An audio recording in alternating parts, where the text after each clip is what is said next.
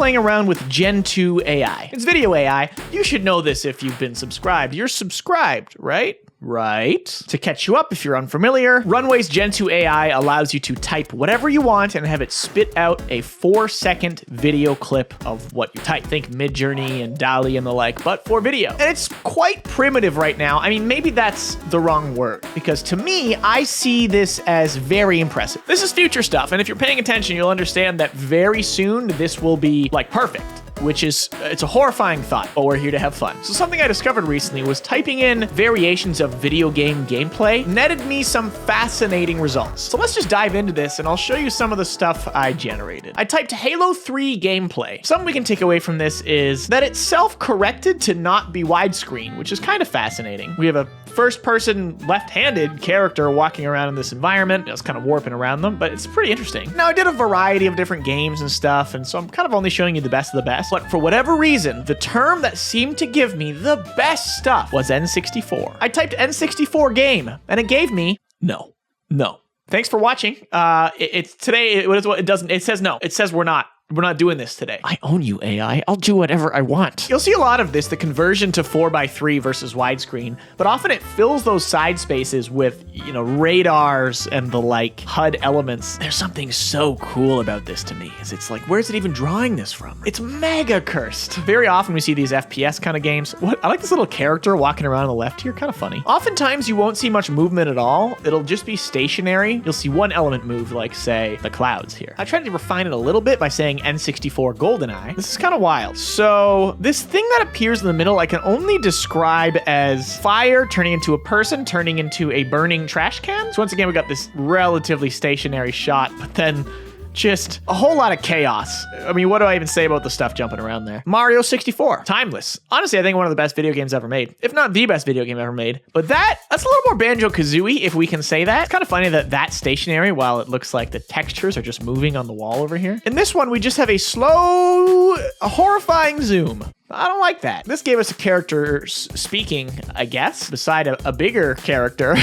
Like, this one was stationary other than the eye that blinks blue. Mario 64, I remember it fondly. Mario Kart 64. This was pretty weird. I mean, we do get some carts and driving looking things, roads, but then this, what I can only describe as a lightning bolt happens and changes the scene a bit. Keeps the road and some of those foreground objects, but changes the course and puts an entirely new title, I guess, if we can call it that. This kind of appears as though everybody's driving backwards, right? It kind of looks like the road's going like this. N64 gameplay gave me the best of the best. I'm really fascinated by the bobbing here. This does feel like an FPS game running after some kind of character on the left here. Pretty weird. Here we have some more subdued colors, and then this shape jumps out of the horizon and creates a stone rainbow behind it before merging with and morphing into a wall. Very normal. Very normal. This one seems more clearly, at least in the front, like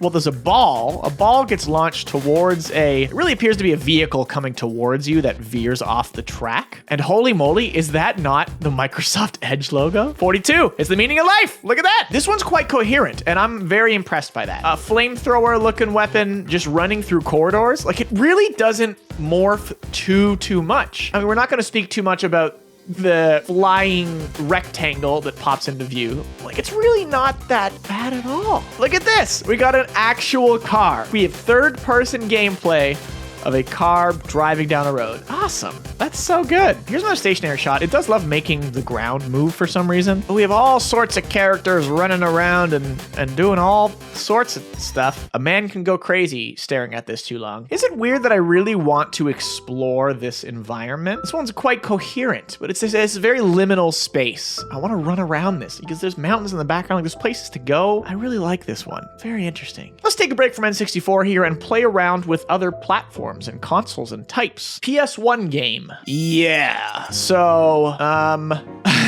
this floating structure, I'm not gonna bother explaining what's happening here. It just hurts my brain a bit. Likewise, we have this star thing on the left. It's like it's charging up. It's gonna blast the character or something. I just kind of like the environment to this one. If you look, it kind of looks like it's raining, doesn't it? And the ground just starts smoking over here for some reason. This one's got a very hot environment here. I just like this creature robot character on the left. At first it's pretty crazy, but then it morphs to something, I guess, less crazy. And then in the middle, there appears to be a lava creature walking.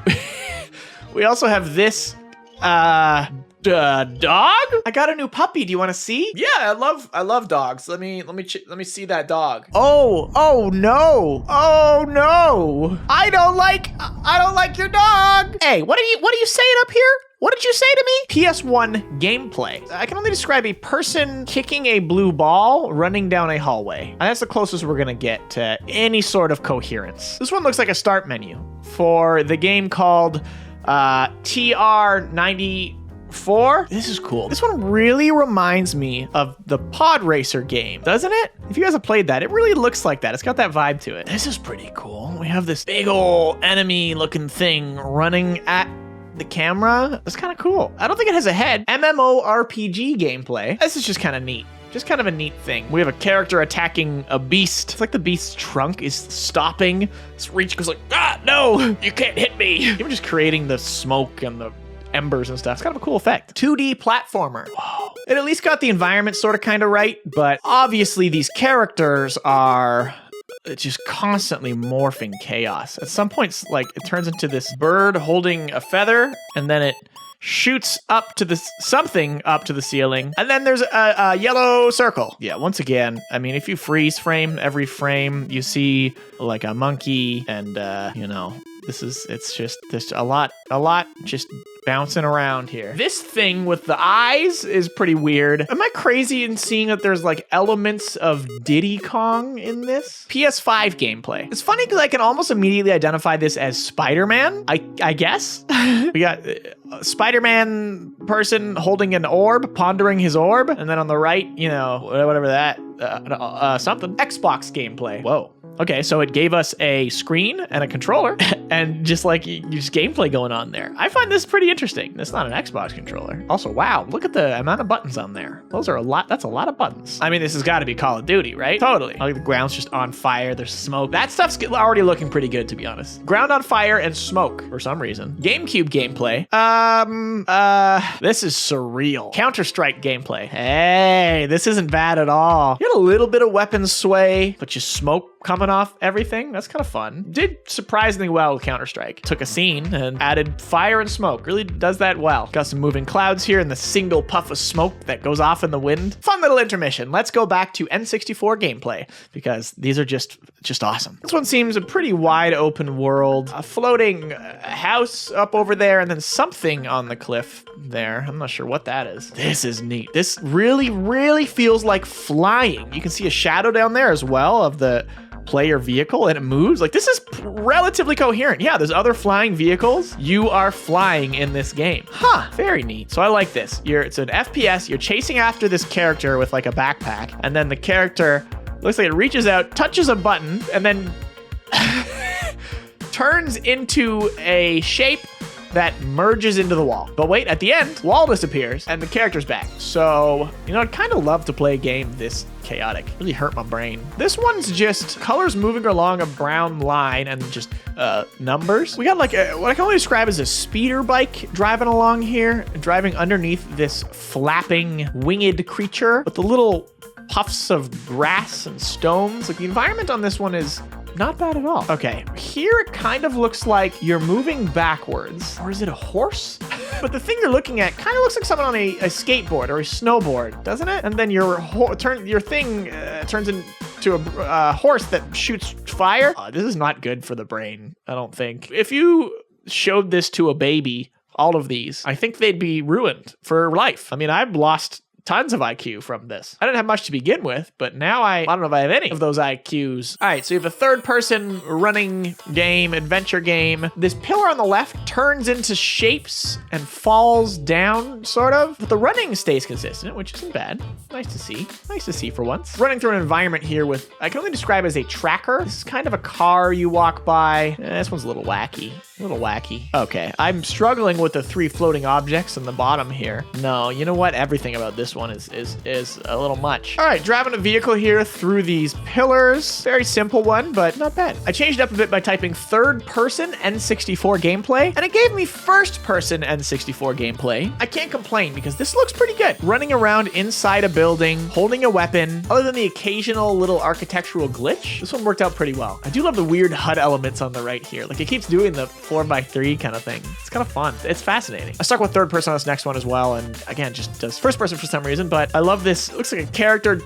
jumps up and kind of does like a air kick. I'm telling you, it's really hard to describe what we're looking at here. I feel like I'm just learning to speak again. Here we got another stationary chaos moment where every frame of this kind of just like, here's a pretty coherent person, right? Every frame of this, you see these people just appear around the environment. We're inside a house. Characters are emerging from the ground. Right on, right on. The weapon here is kind of cool. It's got a little glow on it.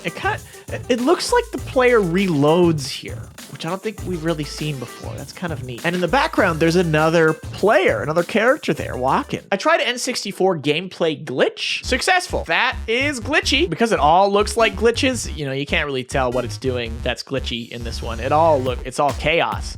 But in this one, the character is holding a cube and they're running down a hallway with the cube. So here's another very clear glitch. So it did get it. It understood mostly, which I think is kind of cool. Like, it added to the chaos and understood to make weird connections to objects and a mishmash of colors. This one has some serious head bob going on, serious shake. Finally, I tried N64 multiplayer gameplay to see if I can get like other players. This is cool. Looks like dual wielding weapons. Then turning a corner and you see, there you go, another player, I guess. This one unfortunately did not feature another player, but at least the environment remained relatively coherent. And honestly, at this point, that's what I'm looking for. I want to see something that's like, wow, that kind of feels like a game. I like the blurriness on this one. It's like he's holding an old MP3 player. But look at the hands. Look how there's like, they're kind of out of focus. There's something eerie and cursed and VCR quality about this one. That's kind of cool. So there you have it. I've said it quite a few times when it comes to video AI here that I think this is unbelievable, right? Like, this technology is genuinely really impressive. People who don't get it look at this and say, ha, I see the comments a lot of AI is going to take over the world. Doesn't look like it. Look at this stuff. But I see this as I've explained before, the difference between the original Midjourney and what happened with modern Midjourney and how quickly that happened in the span of like 7 months. This is going to get really good really soon. And the videos that I'm going to make are going to be crazy. I'm so excited. Thank you so much for watching. Be sure to hit the like button if you enjoyed this video. And as my grandpa always said to me, heed the words of the surreal cube, for the surreal cube knows. Later.